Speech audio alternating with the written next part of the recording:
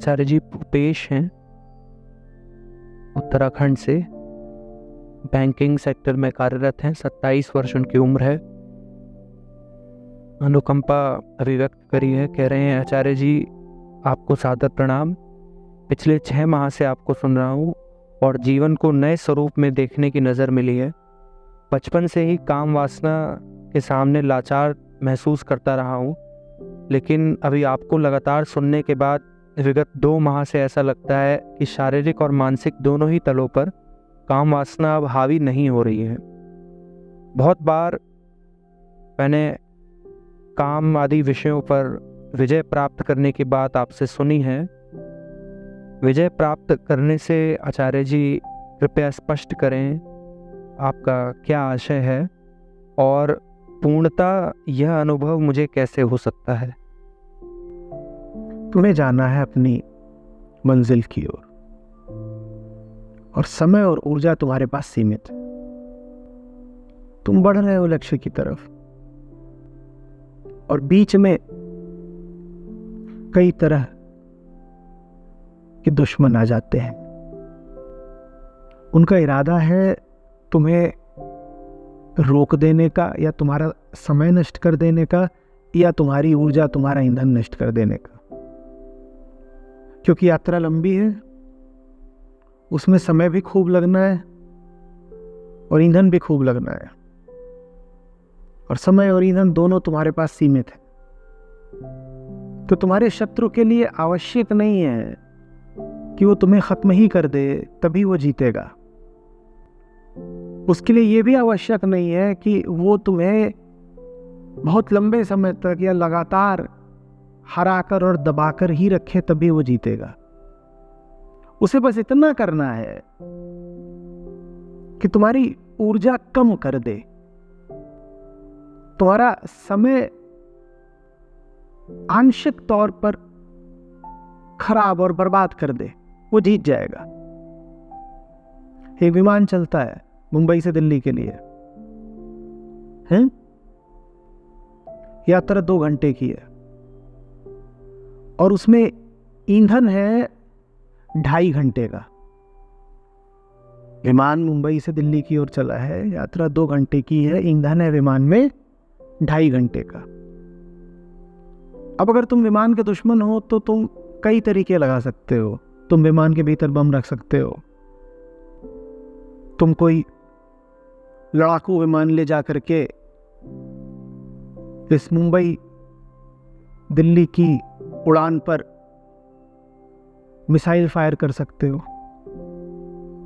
ये सब बड़े सक्रिय, बड़े खुले, बड़े प्रत्यक्ष तरीके हो गए। एक धमाके के साथ विमान में विस्फोट होगा, उस पर मिसाइल आकर लगी है, उसके भीतर बम फटा है और साफ दिख जाएगा कि दुश्मन ने विमान को खत्म कर दिया। एक अन्य तरीका भी है जिसमें पता भी नहीं चलेगा कि दुश्मन क्या कर गुजरा। मुंबई से चली है फ्लाइट है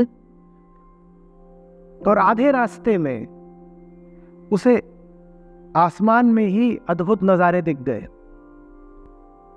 और विमान लगा नजारों के साथ अटखेलियां करने। कहीं आकाश कमल है, कहीं इंद्रधनुष है, कहीं अप्सराओं के गीत और नृत्य हैं, कहीं बहुत ही अलौकिक दृश्यों की झांकियां हैं। और ये सब करके 31 मिनट विमान ने खराब कर दिए। कितने मिनट? 31 मिनट। बहुत कुछ नहीं करना है, बस उसका 31 मिनट खराब कराने हैं। और 31 मिनट खराब करके वो दिल्ली की ओर बढ़ निकला। अब क्या होगा है? उतरने से बस 1 मिनट पहले विमान का ईंधन खत्म हो जाएगा और वो विमान क्रैश कर जाएगा। ये करती है विषय वासना हमारे साथ। 2 घंटे की यात्रा में तुम्हारे पास आधे घंटे का ईंधन हो तो भी तुम डूबोगे, 1 घंटे का ईंधन हो तो भी डूबोगे, 1.5 घंटे का ईंधन हो तो भी डूबोगे। अंजाम बिल्कुल बराबर रहेगा, चाहे तुम्हारे पास ईंधन कुल 30 मिनट का हो और चाहे 1 घंटे 58 मिनट का हो, अंजाम में कोई फर्क नहीं आने वाला। क्या आएगा? बिल्कुल एक अंजाम होगा ना। तो विषयों के साथ लिप्तता, चाहे वो काम वासना हो, चाहे अन्य किसी तरह की कामना, इच्छा इत्यादि हो, एक ही असर डालती है हम पर कि जो हमें ईंधन मिला था यात्रा पूरी करने के लिए, वो उस ईंधन को जला डालती है, समय नष्ट कर देती है, ऊर्जा नष्ट कर देती है। और लैंड करने से बस थोड़ी देर पहले तुम पाते हो कि तुम्हारे पास अब कुछ शेष नहीं है। कश्ती किनारे पर आते आते डूब जाती है। अब विमान चाहे नदी पहाड़ में क्रैश हो, चाहे किसी खेत में जाके गिरे, और चाहे रनवे पर ही क्रैश हो जाए, अंजाम तो एक ही होना है ना। ईंधन हमें बस उतना ही मिला है जितना हमें मंजिल तक ले जा सकता है।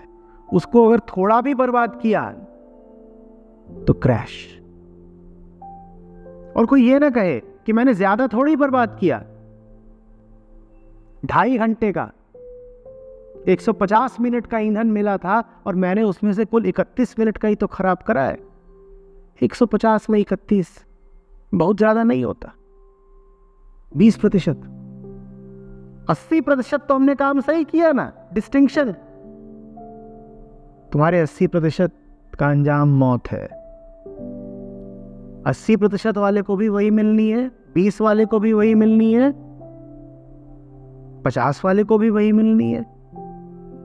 मंजिल पर तो वही पहुंचेगा जो करीब करीब 100% अपना समय और अपनी ऊर्जा बचा ले गया। जो बीच में जरा भी भटका, जिसने बीच में जरा भी खेल तमाशे शुरू किए, वो लैंड नहीं कर पाएगा। ये बात याद रखो। अरे बात समझो, चूके तो चूके, और इस बात में कोई सांत्वना, कोई बड़ाई नहीं है कि हम तो बस थोड़ा सा चूक गए। अगर थोड़ा ही चूके हो तो दिल और जलेगा, घाव और गहरा लगेगा, अपमान और तीव्र होगा, कसक और गहरी रहेगी। हम में से ज्यादातर लोग बस थोड़े ही चूकते हैं।